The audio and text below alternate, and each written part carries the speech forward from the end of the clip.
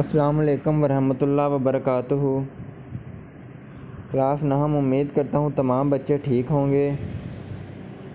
بیٹا آج 1 ستمبر 2020 بروز منگل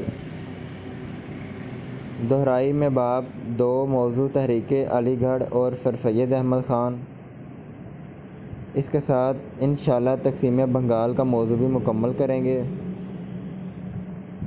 میں آپ کے علم میں یہ بات لاتا چلوں کہ تحریک علی گڑھ اور سر سید احمد خان کے 2 نکات ہم گزشتہ خطبہ میں کر چکے تھے، تو آئیے وقت ضائع کیے بغیر تیسرے نکتہ کو شروع کرتے ہیں۔ یہ تیسرے نکتہ میں مصنف بتاتا ہے کہ 1849 میں آپ نے مراد آباد میں ایک اسکول قائم کیا۔ سر سید احمد خان نے 1849 میں مراد آباد میں اسکول کا قیام کیا۔ 1863 میں آپ نے غازی پور میں سائنٹیفک سوسائٹی کی بنیاد رکھی۔ آپ نے 1875 میں علی گڑھ میں جو اسکول قائم کیا وہ 1877 میں کالج اور 1920 میں یونیورسٹی بن گیا۔ 20ویں صدی کے شروع میں مسلمانوں کا پڑھا لکھا طبقہ اسی تعلیمی ادارے کا تعلیم یافتہ تھا۔ سر سید احمد خان کی خدمات میں سے تعلیمی اداروں کے حوالے سے آپ کے سامنے بات بیان کی گئی ہے کہ 1849 میں مراد آباد میں اسکول قائم کیا۔ 1863 میں غازی پور میں سائنٹیفک سوسائٹی کی بنیاد رکھی۔ 1875 میں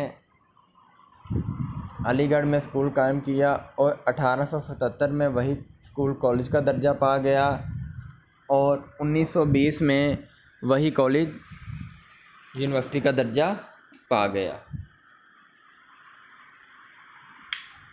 جی بیٹا، اس کے بعد 20ویں صدی کے آغاز میں جو پڑھا لکھا طبقہ نکلا وہ زیادہ تر انہی اداروں سے پڑھا تھا۔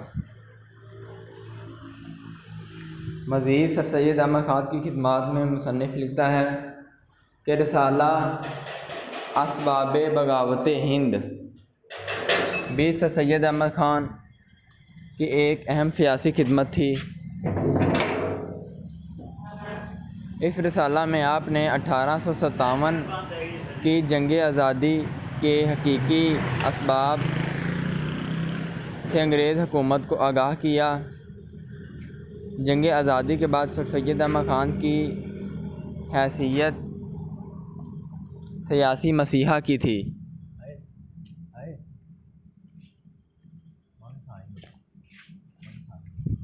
جی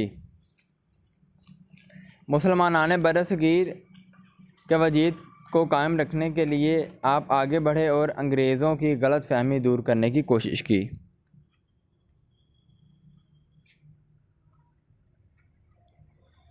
اس کے بعد سر سید احمد خان سیاسی طور پر مسلمانوں کو کمزور سمجھتے تھے، اس لیے انہوں نے 1885 میں قائم ہونے والی آل انڈیا نیشنل کانگریس میں مسلمانوں کو شامل ہونے سے روکا۔ کیونکہ مسلمان اپنا وقار اور اپنی حکومت کھو چکے تھے اور سیاسی طور پر کمزور ہو چکے تھے، اس لیے سر سید احمد خان نے مسلمانوں کو سیاست میں حصہ لینے سے منع کیا۔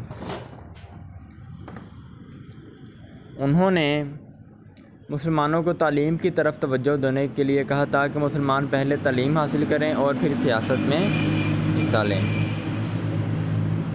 آگے آئیں۔ سر سید احمد خان کے کارنامے ان کی زندگی تک محدود نہ تھے، بلکہ انہوں نے ایسی تحریک شروع کی جس نے ان کی وفات کے بعد بھی قومی خدمات کا کام جاری رکھا۔ سر سید احمد خان نے تحریک علی گڑھ کے ذریعے مسلمانوں کو ایک لڑی میں پرو دیا جس سے مسلمانوں کے جداگانہ تشخص کی تشکیل ہوئی۔ جی بیٹا، موضوع تحریک علی گڑھ اور سر سید خان اپنے اختتام کو پہنچا۔ بہت اہم موضوع ہے، اس کو اچھی طرح یاد کیجیے گا۔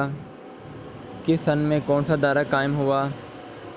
سر سید احمد خان کے حوالے سے تمام تر چیزیں اہم ہیں، اچھی طرح یاد کرنے کے بعد ایک دفعہ کاپیوں پر زبانی لکھیے گا۔ اب آئیے تقسیم بنگال 1905 پارٹیشن آف بنگال 1905۔ برطانوی ہند میں بنگال کا صوبہ آبادی اور رقبے کے لحاظ سے دیگر تمام صوبوں سے بڑا تھا۔ یہاں کا اقتصادی اور معاشی نظام مکمل طور پر ہندوؤں کے کنٹرول میں تھا۔ 1905 میں جس وقت لارڈ کرزن ہندوستان کے وائسرائے تھے، ان کی سفارش پر برطانوی پارلیمنٹ نے انتظامی سہولت کے پیش نظر بنگال کو 2 حصوں میں تقسیم کر دیا۔ انگریزوں کے مطابق اتنے بڑے اور وسیع صوبے کا انتظام صحیح طرح سے چلانا ایک گورنر کے بس کی بات نہ تھی۔ اس تقسیم کے نتیجے میں بنگال کے 2 صوبے مشرقی بنگال اور مغربی بنگال بن گئے۔ تقسیم بنگال سے ہندوؤں اور مسلمانوں پر مختلف اثرات مرتب ہوئے۔ مسلمان اس تقسیم سے بڑے خوش تھے کیونکہ مشرقی بنگال میں مسلمانوں کی اکثریت تھی جو کہ ایک نیا صوبہ بن گیا، لیکن ہندو اس تقسیم سے ناخوش تھے اور ہرگز وہ یہ بات برداشت نہیں کر سکتے تھے کہ پورے بنگال پر ان کی اقتصادی اور سیاسی اجارہ داری اور بالادستی ختم ہو جائے۔ یہی وجہ تھی کہ ہندوؤں نے تقسیم بنگال کو ماننے سے انکار کر دیا اور اس تقسیم کی منسوخی کے لیے ایڑی چوٹی کا زور لگایا۔ انہوں نے عدم تعاون کی تحریک شروع کر دی، انگریزی مال کے بائیکاٹ کا اعلان کیا گیا، ٹیکسوں کی ادائیگیاں روک دی گئیں اور بالآخر تشدد پر اتر آئے۔ ان حالات میں آخرکار انگریز حکومت نے گھٹنے ٹیک دیے اور 1911 میں بنگال کی تقسیم منسوخ کر دی گئی۔ اس منسوخی سے مسلمانوں کو سخت صدمہ پہنچا۔ جی بیٹا، آپ کا موضوع تحریک علی گڑھ اور سر سید احمد خان اور اس کے ساتھ تقسیم بنگال بھی اختتام کو پہنچا۔ تمام بچوں سے گزارش ہے کہ دونوں موضوعات کو اچھی طرح یاد کیجیے گا اور یاد کرنے کے بعد ایک دفعہ خوش خط انداز میں اپنی کاپیوں پر لکھیے گا۔ میں رمضان سکندر تمام بچوں سے الوداع چاہتا ہوں۔ خوش رہیں، آباد رہیں، جیتے رہیں۔ اللہ پاک آپ کے والدین کی اور آپ کی حفاظت فرمائے، آمین۔ السلام علیکم ورحمۃ اللہ وبرکاتہ۔